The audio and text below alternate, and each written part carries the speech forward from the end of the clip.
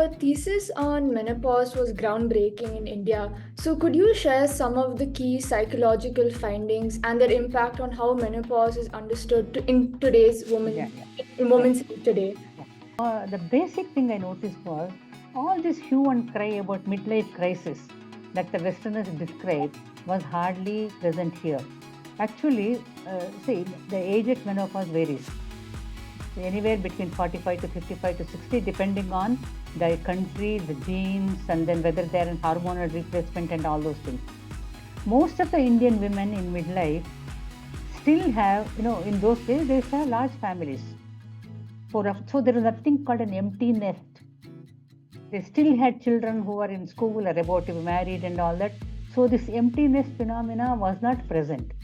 And menopause was welcomed, much of the Western literature in those days talked about menopause as a crisis, about the hot flushes and how a woman feels loss of sexuality.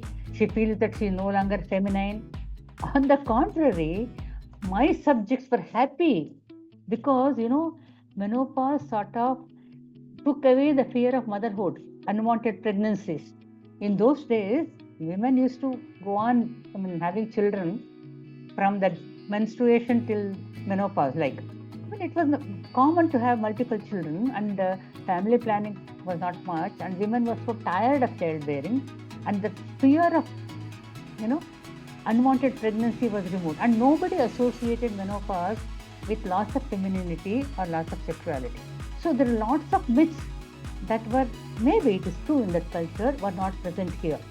And as I said, emptiness wasn't there because that was one considered to be very traumatic. It was not there. Most of the women had children and sometimes even grandchildren in the nest, and many women would feel relieved if they could be, you know, if their burden of all this caretaking and all this responsibility would be reduced. So there is a cultural angle to this biological phenomenon, which is very well established.